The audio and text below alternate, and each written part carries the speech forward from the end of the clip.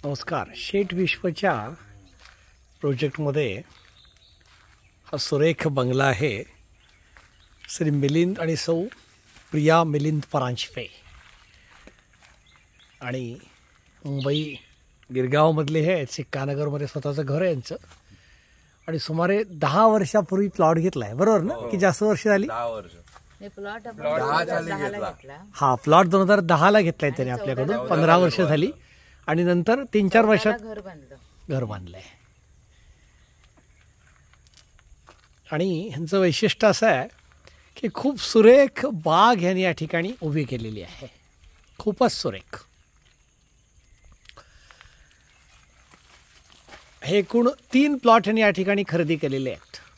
3,000 square फूटचे. अशा रीतीने त्यांच्या साधारण 9,000 स्क्वेअर फूट जागा आहे. आणि ह्यांना नुसती लावण्याची आवड आहे असं नाही, झाडं मेंटेन करणं, त्याची निगा राखणं खूप आवडतं वैनिंत. आणि मुंबईत गिरगावमध्ये एवढ्याशा जागेत सुद्धा ते झाडं रोपं आणतात, कुठून लावतात, त्याची जोपासना करतात. आणि मग ती मोठ्या कौतुकाने भाड्याची गाडी करून ते मंडळात आणून इथं लावलेली आहेत त्यांनी सगळीकडे. आता स्वतःची कार घेतलेली आहे. त्या कारमधनं सुद्धा परवा येताना की आणली की नाही याच्यातून झाडं? 10-12 झाडं आणली. 10-12 झाडं आणली. ओके. आता असं रिकाम्या काही येत नाहीत हे लोक. आम्हाला जरा झाडांची माहिती हवी तुमच्याकडून, थोडक्यात बागेची माहिती हवी आहे. इथून सुरुवात करूया. येस. ही कणेर आहे. काय आहे? कणेर. हा, लाल रंगाचं फुल आहे. लाल रंगाची फुलं येतात. आणि हे छोटस जे आहे त्याला पर्पल हार्ट म्हणतात. Purple heart. हा, म्हणजे बदामाच्या आकाराची जी लव्हेंडर कलरची फुलं त्याला येतात. लव्हेंडर कलरची बदामाच्या आकाराची, म्हणून त्याला पर्पल हार्ट असं पर्पल हार्ट म्हणतात. आता हे जे झाड आहे हे शोचं आहे. आणि ह्याला पहिल्यांदाच मी फुल आलेलं बघते, नाही तर शोचं हे झाड खूप वेळा पाहिलेलं आहे. आणि हे अर्जुनाचं झाड आहे. अर्जुन आहे, अर्जुन. आणि ही शंकेश्वरी म्हणून एक असतं, त्याला शंकेश्वरी. आणि त्याला गुलाबी रंगाची फुलं आहेत. करेक्ट. अशी लांबडी फुलं असतात. लांबडी फुलं असतात आणि अशी झुपक्याने गुच्छाने येतात. हे आपल्या गेस्ट हाऊसलाही यातलं झाड आहे. आणि हे जे आहे त्याच्या आत हे अशोकाचं झाड आहे. कसलं आहे? अशोक वृक्ष. हा, पण हा अशोक जो आहे ज्याला आपण म्हणतो अशोक, पण हा नकली अशोक आहे. जो सीतेच्या अशोकवनात होता तो वेगळा. अच्छा. हा हॉस्पिटलमध्ये वगैरे लावतात. अच्छा. आणि माई असं ऐकलं अशोकाचं झाड हॉस्पिटलच्या शेजारी लावण्याचं कारण काय? कारण मुळात अशोक या नावातनच दुःख दूर करणार, म्हणजे शोक भावना आपली जी असते ती कमी करणारी ही झाड आहेत. पण हा नकली अशोक आहे. ग्रेट. आणि त्याच्यानंतर हा प्राजक्त आहे. हो. हा पावसाळ्यात आता त्याला पानं आलेत, आता सगळी पानं झडलेली. आता ह्याला फुलं यायला सुरुवात होतील. दुसरे 2 अजून आमच्याकडे पारिजातक आहेत, तर त्याला फुलं येत आहेत. ह्याला जरा आता हे कधी लावलेलं झाड साधारण आपण? हे पण साधारण 14 सालानंतर 15 साली वगैरे 15 सालीवर लावलेलं आहे. 15-16 साली आम्ही इथे गव्याचे कोपर करून असेल तिथे टेम्पो घेऊनच गेलेलो. जवळजवळ 105 झाडं मला जी आवडतात आणि माहिती आहे ती सगळी घेऊन आली. ग्रेट. आणि डॉक्टर कोपरकरांची नर्सरी आहे दापोलीला. आमच्या प्रोजेक्ट मध्ये मी पण बरंच त्यांची झाडं त्याच्यावर रोपं आणत असतो. नक्षत्र वन त्यांचं आहे, त्याच्यामध्ये कोणत्या माणसाला कोणत्या नक्षत्रानुसार कोणतं झाड उपयोगी आहे ते पण आहे. तर आम्ही आमच्या घरातल्या जवळजवळ सगळ्यांची आणि आजूबाजूच्या लोकांच्यासाठी पण उपयोगी पडतील अशी झाडं लावलेली आहेत. त्याच्यानंतर हे आतल्या बाजूला एक आंब्याचं झाड आहे. आणि हे गुलमोहराचं आहे, ज्याच्यानं आम्ही आमच्या बंगल्याचं नाव गुलमोहर ठेवलं. बरोबर. तिथंच अजून पिंपळ पण लावलेलं आहे, पण तेव्हा जरा पाऊस जास्त होता त्यामुळे घाईघाईत ही सगळी झाडं जवळ लावली गेली. बरोबर. हे आंब्याचं कलम. हा टॅबू बिया म्हणून एक आहे झाड. एक मिनिट स्क्रीन समोर सांगा. हा टॅबू बिया म्हणून एक आहे, त्याला पिवळ्या रंगाची फुलं येतात. हा विदेशी वृक्ष आहे. तर तेव्हा माझ्या डोक्यात असं विदेशी स्वदेशी असं नव्हतं. मी आपले जे छान दिसेल ते आणून लावायची. पण नंतरची बहुतेक सगळी मी भारतीय झाडच आणलेले. आता हे झाड जे आहे ह्याच्यामध्ये बहुतेक हे कमंडलूचं आहे. कमंडलू. हा, म्हणजे अजून मला शुअर नाही, कारण काही 2-3 झाडं आहेत ना ती मी घाईघाईत लावल्यामुळे त्यांच्यावरची पट्टी पडली, त्यामुळे. पण बहुतेक हे कमंडलूचं, ज्याला कलाबाश म्हणतात, त्याचं मोठं फळ असतं आणि मग पोकळ करून त्याचं कमंडलू पूर्वी बनवलं जायचं. आता इथून आत आल्यावर हा फणस तिकडून खुणावतोय आपल्याला खरं तर. हा, हे 2 फणस लागलेत. हे कलमाचे आहेत फणस. हे आम्ही कोपरकर नर्सरीतनंच आणलं. अच्छा, मला वाटतं आधी 5 आले होते ना यावर्षी. हो, त्या झाडाला 5 होते, या झाडाला 2 होते. अच्छा अच्छा. अजून एक आहे फणसाची, तर आम्ही भरपूर, ही 2-3 कलम आहेत. मागच्या बाजूला तर आम्ही बिया टाकून आले, त्याला पण 5 फणस आले. क्या बात है, क्या बात है. म्हणजे आम्हाला वाटलं नव्हतं 10-15 वर्षात येतील एवढे फणस. आता हे जे आहे हे रुद्राक्षाचं झाड आहे. रुद्राक्ष. हा, खरं म्हणजे रुद्राक्षाचं मूळ ओरिजिन इथं नसतं, पण आता माहिती नाही, पण इथं याला रुद्राक्षाची फुलं आलेली होती, त्यामुळे हे पक्क मी सांगू शकते रुद्राक्षाचंच आहे. आणि आता त्याला छोटी रुद्राक्ष लागतील असा माझा अंदाज आहे, की जपमाळेमध्ये घालतात तशी, म्हणजे 1 मुठी 5 मुठी वगैरे व्हरायटी नाही. आता हे आहे लिंबाचं झाड. हे आमच्या बिल्डिंगमधल्या चाळीत आम्ही राहतो गिरगाव, तर तिथल्या बाईंनी मला सांगितलं आता हे खूप मोठं झालंय तर हे तुम्ही घेऊन जाल का. म्हणलं चालेल. अच्छा. आणि हा आंबा, आणि त्याला मोहळ पण लागलेले आहे. हो तिकडं. हो, मधमाशांचं पोळं दिसतंय. पोळं आहे, त्यामुळे जास्त जवळ जायला भीती वाटते. बरोबर. नंतर हा अनंत आहे. आता ह्याला कळ्या नाही आहेत, छोट्या छोट्या आल्यात कळ्या, 2-3 दिवसात. हे बघा अनंताचं आहे. हो. आणि हा आता एप्रिलमध्ये मी येऊन गेले तेव्हा सबंध फुलांनी असा डवरलेला आणि भयंकर मस्त सुगंध, भरपूर सुगंध येत होता. अशी 2-3 झाडं लावलेली आहेत मी अनंताची, तेव्हा बाग अशी भरून निघते. एक सीझनला एक फुलांचे वास येतात. वा. आता ही जास्वंद आहे. ह्याचं वैशिष्ट्य म्हणजे काय आहे, साधीच जास्वंद, पण आमच्या शेजारी जे नारकर आहेत त्यांना फांद्या जास्वंदीच्या कापलेल्या दिसल्या की त्यांना मी सांगितलेलं कुठली फुलाची झाडं तुम्ही लावू शकता इथं, तर ते येऊन जिथे तिथे त्यांना वाटेल जागा दिसेल तिथे जास्वंद लावतात. आणि ह्याच्यामध्येच इकडं हे सीताफळाचं लावलेलं आहे. हे जरा 1-1.5 वर्षापूर्वीच आहे. सीताफळ हे पण मी कुंडीत लावलेलं, सीताफळाच्या बिया टाकून, आणि मग इथे 1-1.5 वर्ष झाल्यानंतर आणलंय. हे कोकमाचं आहे, हे मात्र कलम आणलेलं आहे, कोकम आहे. हां. आणि इथं आता एक हे बघा हिरवा चाफा म्हणून असतात. हो हो हो. त्याला हिरव्या चाफ्याचं फूल आलं. आता हे पिवळसर दिसायला लागलं की त्याचा घमघमाट होईल. अच्छा. आणि ही त्याची फळं आहेत, आणि ही 8 महिने घेतात रुजायला. पण रुजतात चांगली. मग एकदा रुजली की मग त्याची टेन्शन नसतं.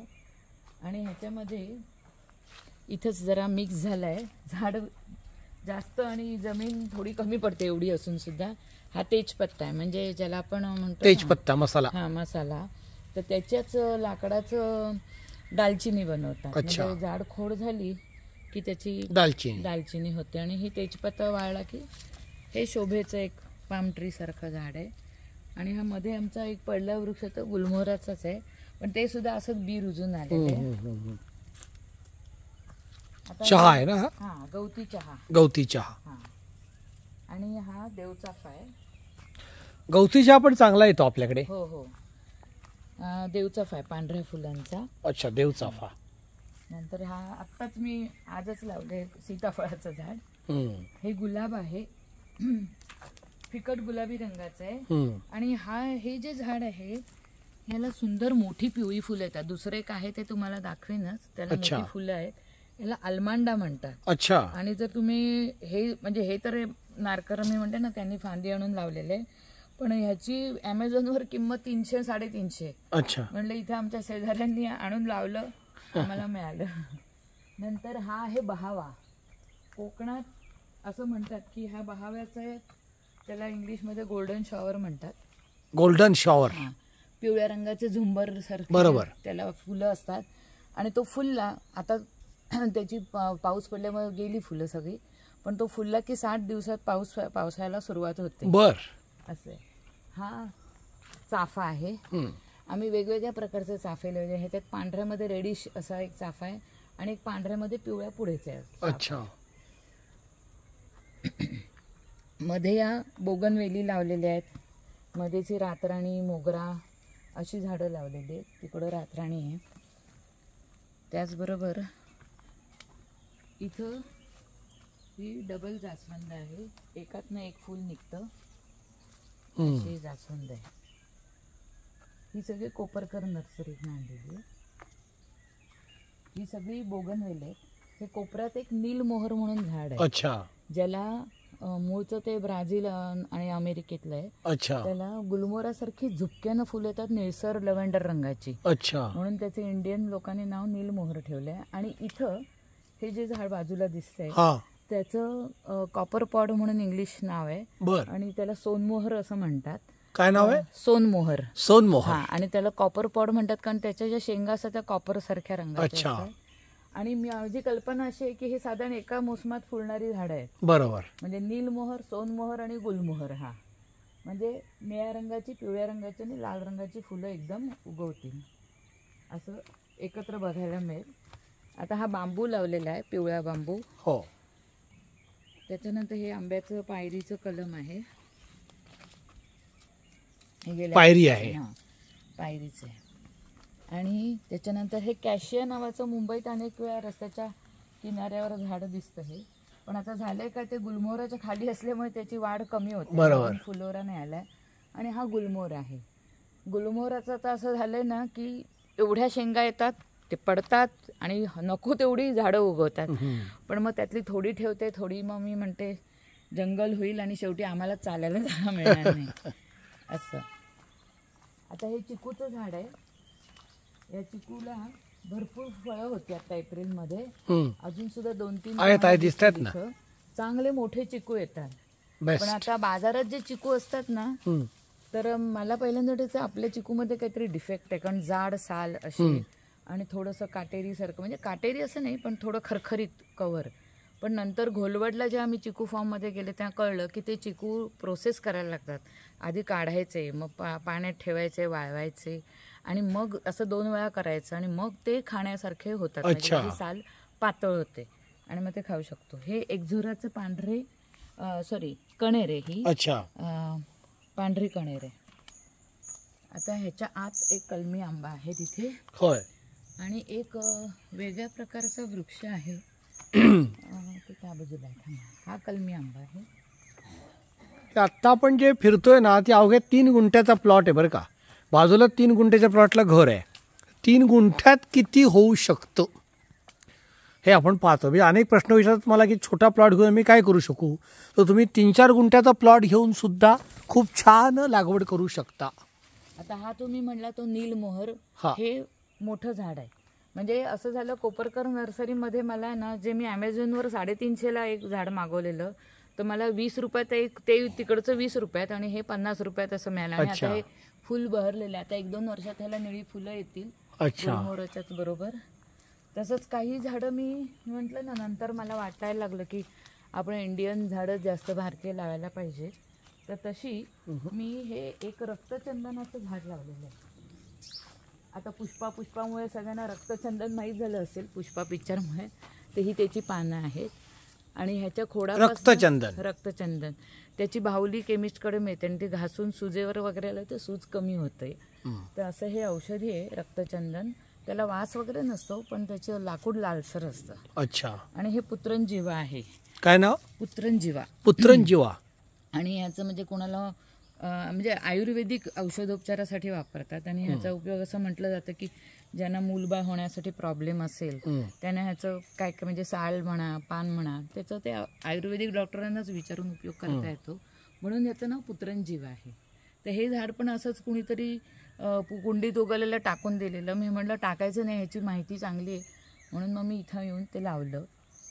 बरीचशी झाडं अशी झाली की लोकांना नको झाली ना, तर अनाथ आश्रम जसा मुलांचा असतो तसं झाडांचा अनाथ आश्रमातनं मी आणलंय. फार छान शब्द आता बोलल्या, झाडांचं अनाथ आश्रम. ज्याला नको झाली झाडं ती इथे आणून लावतात.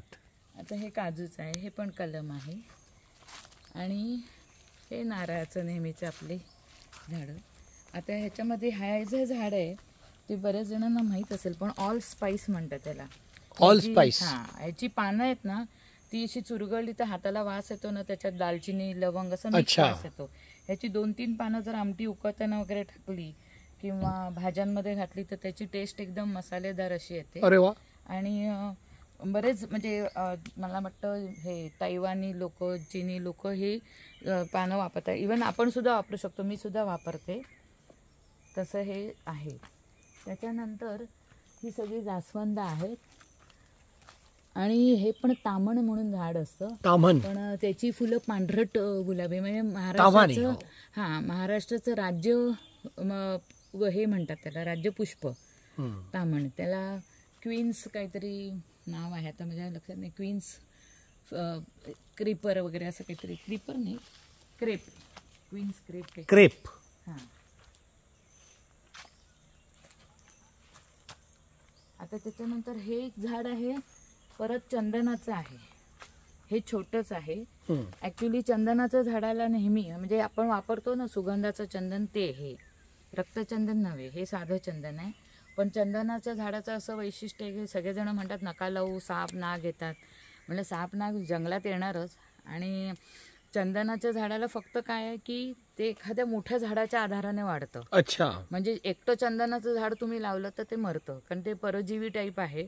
म्हणजे जे दुसरी वनस्पती आपल्यासाठी अन्न पोषण घेते ना, तर त्यातलंच हे थोडंसं मध्ये काढून घेतं. त्यामुळे दुसरं एक चंदनाचं झाड आहे, हे जास्वंदी जवळ आहे ना म्हणून त्याची वाढ कमी झाली. अच्छा. पण मोठ्या झाडाजवळ त्याची वाढ चांगली होते. त्याचं उदाहरण तुम्हाला दुसऱ्या झाडाचं दाखवते. त्याच्यानंतर हा जो वृक्ष आहे हा शिरीष आहे.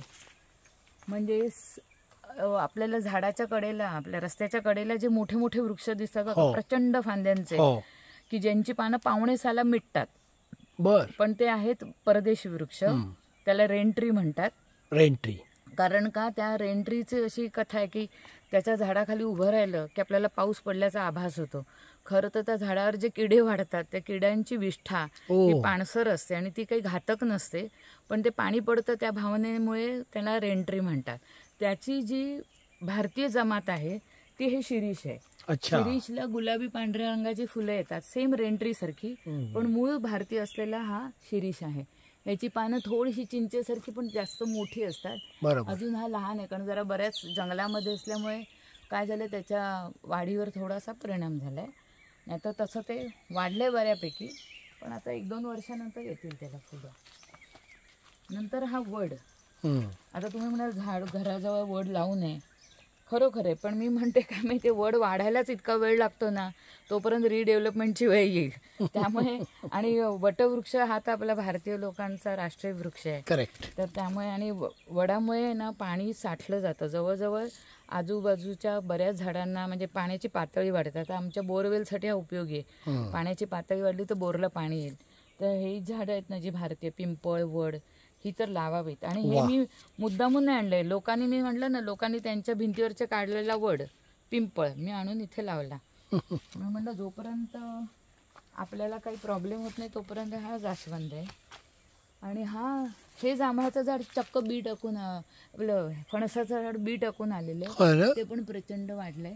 पण तुम्हाला त्यापेक्षा मोठी झाडं दाखवते. तिथं जी वाढली आहेत ना त्याला फणस पण लागायला लागले. त्याच्याच बरोबरचं हे आहे. हा काजू आहे, ही जास्वंद आणि कुडाचं झाड आहे बाजूला. कुडाचं झाड कोकणी लोकांना माहीत असेल, पांढऱ्या फुलांचं रानटी झाड आहे.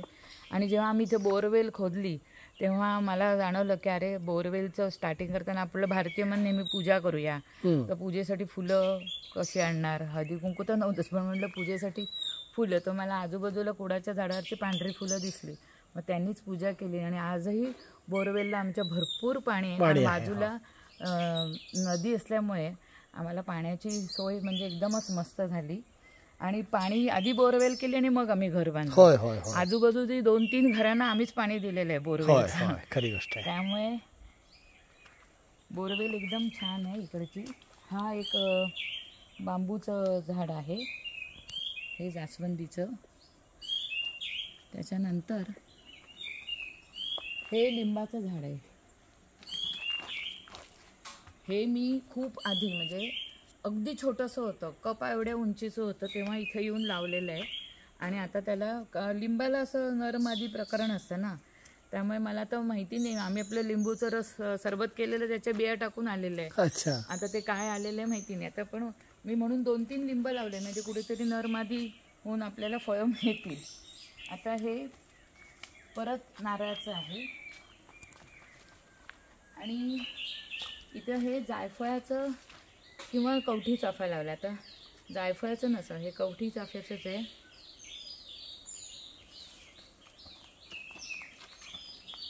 हां, आणि मध्ये एक वृक्ष राहिला, तिकडे आपला एक राहिला आहे.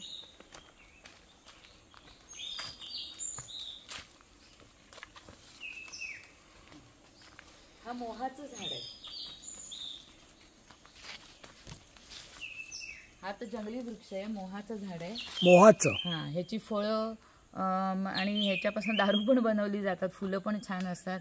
आदिवासी लोक त्याची दारू करून पितात वगैरे. हे सगळं जरी असलं तरी म्हणलं निदान सुगंध तरी आपल्याला मिळेल. आपण काय व्यसनी नाही, पण एक झाड म्हणून मला ते खूप आवडलं. बरोबर. हे बेलाचं आहे. आता तुम्ही म्हणाल एवढी मोठी पानं, पण आमच्या ह्या बेलाला मात्र खूप मोठी पानं लागतात की लोकांना शंका येते की हे बेलाचंच आहे की नाही, पण आहे बेलाचंच. काटे भरपूर असतात, पण आत्ता काट्याचं प्रमाण कमी आहे. पावसामुळे पानावर जास्त बहर आहे आणि जसा हिवाळा येतो तशी पानं कमी होतात आणि काटे जरा मोठे होतात. आणि हा एक कलमी आंबा आहे. हा आपल्या कोकणात आंबा येतोय का? याला आता 4 आंबे येऊन गेले. अच्छा. आणि हा आपला सोनचाफा. याला आता भरपूर कळ्या आलेल्या आहेत. वर तर भरपूरच आहेत. आता खालच्या आम्ही कळ्या काढून त्याचे देवपूजा वगैरे करताना वापरलं. त्याचबरोबर आता हे कृष्ण कमळाचं झाड आहे, म्हणजे वेल आहे. आता तो हळूहळू वाढेल तेव्हा कळेल. लाल आणि निळा दोन्ही लावलेला, त्यातला एक राहिलाय. हे लिंबाचं आहे. नंतर हे एक इन्शुलिनचं आहे. अच्छा, ओके. हे इन्शुलिनचं, ह्याची पानं जर पहाटे वगैरे खाल्ली, आता बघा ह्याचा असा कंद तयार होतो आणि आपोआप ती रुजतात आणि छान. आणि ह्याला काही मेंटेनन्स नाही. इन्शुलिनचं झाड तुम्ही लावलं एकदा ना की आपल्यालाच कंटाळा येईल एवढं ते एक एक एक करत वाढत जातं. याला पिवळ्या रंगाची मोठी फुलं येतात आणि हे 1-2 पानं सकाळी खाल्ली की आपली शुगर खूप कमी होते. शुगर नियंत्रित ठेवण्यासाठी उपयोगी आहे. आणि आपली शेड गोशाळा याच्यावर सुरेख अर्क काढते. आणि गो अर्क, थोडंसं इन्शुलिन गो अर्क करतो आपण. हो का? हां, थोडंसं किंचित आंबट चव असते याची, पण एकदम आंबट नसतं, खावेल अशीच असते.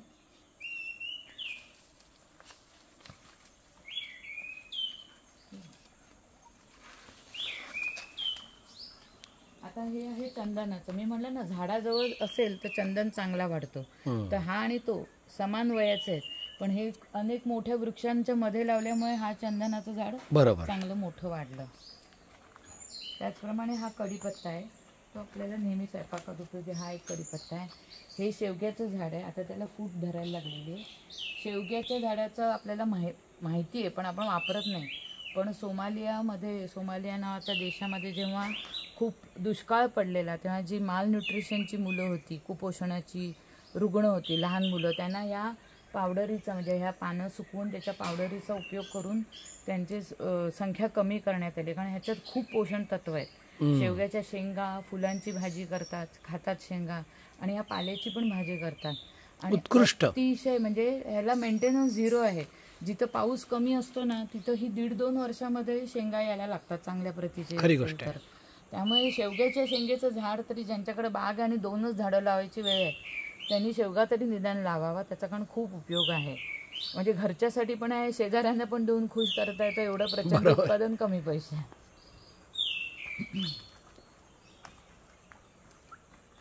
आता हे आहे सुरंगीचं. सुरंगीच्या फुलांचं कोकणवाल्यांना काय सांगायला नको, भयंकर. सुरंगीची फुलं खूप सुंदर असतात आणि त्यांचा वास. आणि पूर्वीच्या काळात तर नवरी म्हटलं की सुरंगीचा गजरा दिला आलाच. अच्छा. फक्त सुरंगीच्या झाडाचा प्रॉब्लेम असा असतो की त्या 2-3 महिन्यातच त्याचा जो मोसम असतो त्याच्यात ते भरपूर, म्हणजे एक तर गाव आहे, आता मला नाव नाही नीट आठवत, अख्खं गाव त्या सुरंगीच्या झाडावर त्याचं उत्पन्न 2 महिन्याचं त्यांचं निघतं. कारण मुंबईत तर आहे ना 80-100 पर्यंत एक गजरा मिळतो. अच्छा. आता तर तो पण मिळायचा बंद, कारण लोक गजरे घालणारीच कमी झाली.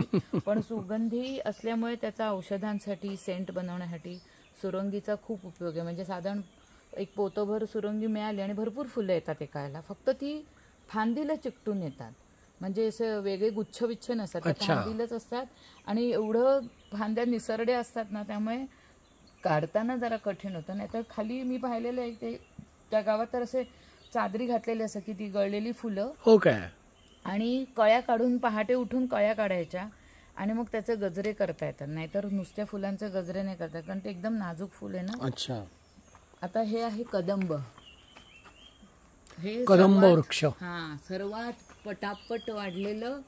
आणि त्याचा वरचा तुम्ही भाग बघाल तर अशा फांद्या अशा पसरट आणि एकमेकांबरोबर, म्हणजे कदंब वृक्षाचा उल्लेख तुम्ही यमुना काठी जो कदंब होता, हो श्रीकृष्ण गोपींचे खेळत असे, कपडे घेऊन झाडावर बसायचं ते कदंबाचं झाड. बरोबर. मला हे नाव माहित होतं, स्टोरी माहित होती म्हणून मी लगेच कदंब घेतात. त्याला फळं अशी मोठी येतात. ओके. आणि अशी त्याला काहीतरी बॉल म्हणतात त्याला, आणि ती अशी पडतात तर त्याचा मोठा आवाजही येतो. आणि औषधी पण आहे. आणि मी तर म्हणते भारतीय सरकारने ही झाडं लावावीत, कारण ही पटपट वाढणारे, सावलीदार पण आहेत आणि त्याचं हे पण छान आहे, छायादार पण आहे. छानच आहे. मला स्क्रीनमधून फार दाखवता येत नाहीये ते. सुरेख. ठीक आहे. हां, आणि त्याचा उपयोग पण खूप चांगला करता येईल. म्हणजे नुसतीच झाडं रस्त्यावरची म्हणून नाही, पण त्याचा उपयोग पण चांगला करता येईल अशी ही झाडं आहेत. त्याच्यानंतर हा आहे परत एक बांबू लावलेला. आणि हे झाड तुम्ही सगळीकडे पाहिलं असेल, कोकणात रुई म्हणतात. काय म्हणतात? रुई. रुईचं झाड. हो. आणि ह्याला हे फळ आलेलं आहे. हनुमंताचं आवडीचं आहे ते. ह्याची पानं मारुतीच्या गळ्यात माळ घालतात. मी फळ आतापर्यंत बघितलं नव्हतं, पण आता यावेळेला ह्याला फळ आलेलं आहे. आणि ह्या रुईच्या फुलांचे म्हणजे 2 रंग असतात, एक पांढरा आणि एक असं निळसर पांढरी अशी फुलं असतात. आणि ह्याचं औषधी खूप उपयोग आहेत. म्हणजे डायबिटीस पेशंटना जर ह्याची पानं पायाखाली बांधली, तळपायाला अशी 7 दिवस बांधली तर त्यांचं शुगर कमी होतं असं ऐकलंय मी. आणि दुसरी गोष्ट, जेव्हा पण आपल्या देवतांच्या गळ्यातली पानं असलेले वृक्ष, तिथं समजून जायचं त्यांचा औषधी उपयोग खूप आहे. फक्त ह्याचा एकच भीती काय आहे, साधारण लहान मुलं असतील त्या घरात लावू नये, कारण ह्याचा जो चीक असतो तो जर चुकून डोळ्यात गेला तर थोडंसं दृष्टीदोष निर्माण होऊ शकतो. बरोबर.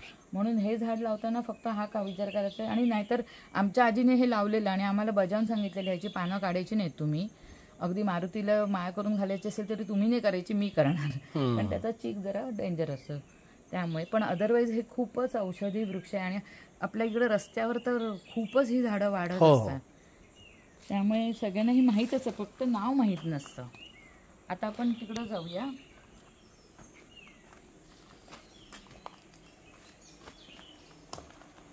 आपण आत्ता ह्या 3 गुंठ्या प्लॉटमध्ये फिरतो आहोत बरं का.